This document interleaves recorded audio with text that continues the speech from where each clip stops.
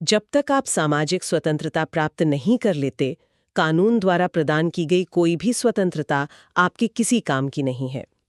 Doctor Bhimrao Ambedkar का ये कथन आज हमारी चर्चा के लिए एक बिल्कुल सही शुरुआत है। नमस्कार और स्वागत है। आज हम एक ऐसे विषय की गहराई में उतर रहे हैं जो हमारे उच्च शिक्षा संस्थानों और सामाजिक न्याय के सिद्धांतों से सीधे तौर पर जुड़ा हुआ है। हम बात कर रहे हैं विश्वविद्यालय अनुदान आयोग यानी यूजीसी के नए इक्विटी रेगुलेशंस की। हाँ, जिनका उद्देश्य हमारे कैंपस में भेदभाव से निपटना है। ये चर्चा यूपीएससी के उम्मीदवारों के लिए तो खास तौर पर जरूरी है, क्योंकि ये सामाजिक न्याय और शासन मतलब सोशल जस्टिस एंड गवर्नेंस के विषयों को छूती है। आज की हमारी ये पूरी पड़ताल इंडियन एक्सप्रेस में छपे एक लेख पर आधारित है। बिल्कुल। तो हमारा मिशन क्या है? हम समझेंगे कि ये नए नियम आखिर हैं क्या, इन्हें लाने की जरूरत क्यों पड़ी, और ये 2012 के पुराने नियमों से अलग कैसे हैं। हाँ, और सबसे जरूरी बात, इन पर इतना विवाद क्यों हो रहा है। तो चलिए इसे परत दर परत खोलते हैं।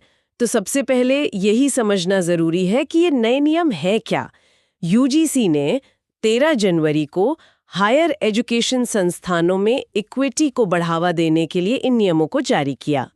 इनका मूल उद्देश्य क्या है? देखिए, इनका जो घोषित उद्देश्य है वो है धर्म, नस्ल, लिंग, जन्मस्थान, जाति या विकलांगता, मतलब किसी भी आधार पर होने वाले भेदभाव को जड़ से खत्म करना। अच्छा। इसमें खास तौर पर अनुसूचित जाति यानी एससी, अनुसूचित जनजाति एसटी, ओबीसी, ईडब्ल्यूएस और विकलांग व्यक्तियों पर ध्यान दिया गया है, ताकि उच्च शिक्षा में पूरी तरह से समानता और समावेश को बढ़ावा दिया जा सके। और यहीं पर बात वाकई दिलचस्प हो जाती है। इन नियमों के पीछे एक बहुत ही गंभीर और दुखद संदर्भ है।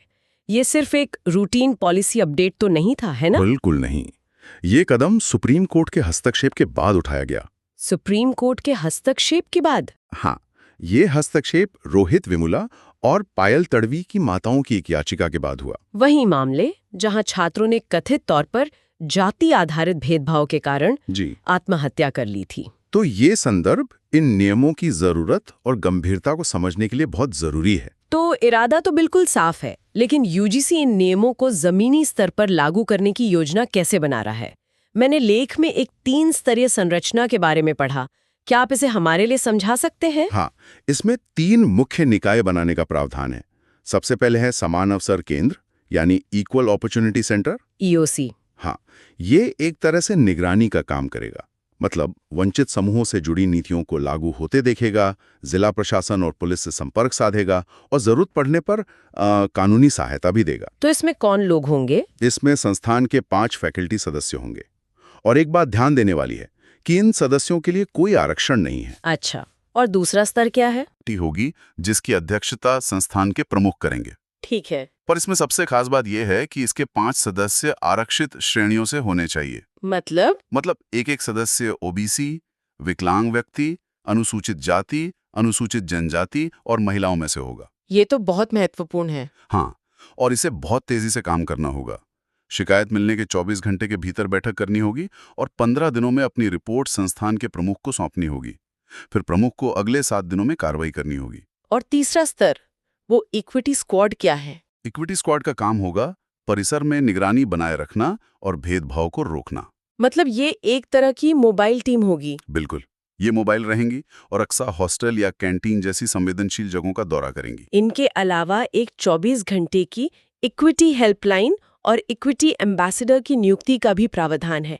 ये सिर्फ एक शिकायत का तंत्र नहीं लगता। नहीं, ये उससे कहीं ज्यादा है। ये तो एक सपोर्टिव और सतर्क कैंपस कल्चर बनाने की कोशिश जैसा लग रहा है। बिल्कुल सही। ठीक है, तो ये नियम 2012 के नियमों की जगह लेते हैं। तो पुराने नियमों में ऐसी क्या कमी थी? एक नए ज्यादा सख्त वर्जन की जरूरत क्यों महसूस हुई? यहाँ एक बहुत बड़ा बदलाव है। 2012 के जो नियम थे वो ज्यादातर सलाहकार प्रकृति के थे, एडवाइजरी थे। सलाहकार मतलब उनमें सजा का प्रावधान बहुत अस्पष्ट था। बस इतना लिखा था कि सजा भेदभाव या उत्पीड़न की प्रकृति के अनुरूप होगी। अब ये अनुरूप क्या है ये किसी को नहीं पता था। और अगर कोई संस्थान इन नियमों को मानता ही नहीं था तो कुछ नहीं होता था। उनके खिलाफ कार्रवाई का कोई प्रावधान ही नहीं था। अच्छा। और यहीं पर बात दिलचस्प हो जाती है। 2026 के जो नए नियम हैं वो दंडात्मक हैं, पनिटिव हैं। दंडात्मक कैसे?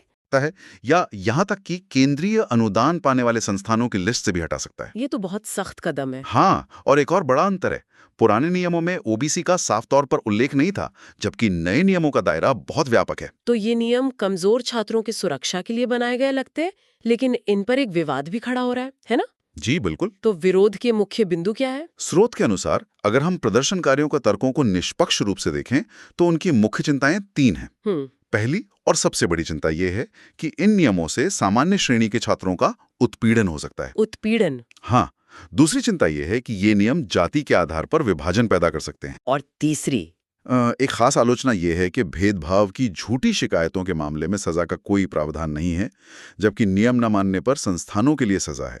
अच्छा, तो ये एक असंतुलन की बात कर रहे हैं। बिल्कुल।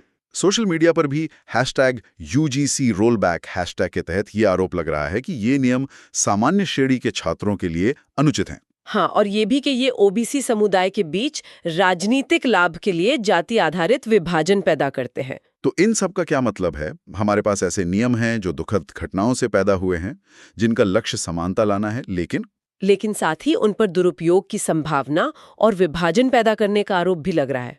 ये वाकई बहुत ही जटिल स्थिति है। हाँ, बहुत। तो आज की चर्चा के मुख्य बिंदु क्या रहे? हमने इन नियमों के पीछे का संदर्भ समझा, रोहित वेमुला और पायल तड़वी के मामले। हाँ, फिर इन्हें लागू करने की नई त्रिस्तरीय संरचना, मतलब ईओसी, इक्विटी समिति और स्क्वाड, और 2012 के नियमों से मुख्य अंतर भी। बिल्कुल, सलाहकार से दंडात्मक तक का सफर, और आखिर में इन पर चल रहे विवाद को भी हमने समझा। अगर हम इसे बड़ी तस्वीर से जोड़ के देखें तो ये नियम पॉलिसी मेकिंग में एक बुनियादी तनाव को दिखाते हैं। कैसा तनाव? तनाव ये कि आप वंचित समूहों के लिए मजबूत सुरक्षात्मक उपाय कैसे बनाएं, बिना ऐसी प्रणाली बनाएं जिसका संभावित रूप से दुरुपयोग हो सके या जो असंतोष को बढ़ावा दे। इन नियमों की सफलता इस बात पर बहुत ज्यादा निर्भर करेगी कि जमीनी स्तर पर इन्हें कितने निष्पक्ष और सावधानी से लागू किया जाता है। और अब हमारे श्रोताओं के लिए एक विचारणीय प्रश्न। स्रोत में झूठी शिकायतों के लिए दंड की कमी पर विपक्ष की चिंता का उल्लेख है। इन विशिष्ट नियमों से परे सोचें, किसी भी न्याय उन्मुख प्रणाली में ऐसे कौन से तंत्र बनाए जा सकते हैं जो कमजोरों की रक्षा तो करें ही, साथ ही अपने स्वयं के दुरुपयोग से भी बचाव सुनिश्चित करें। हमारे यूपीएससी उम्मीदवारों के लिए यह विषय सामाजिक न्याय और शासन पर पेपर के लिए अत्यंत महत्वपूर्ण है। हमें उम्मीद है कि ये महत्वपूर्ण चर्चा आप सबके लिए उपयोगी रही होगी। कृपया लाइक, सब्सक्राइब करें और अपनी राय कमेंट्स में साझा करें। हम जल्द ही एक और गहन विश्लेषण के साथ लौटेंगे।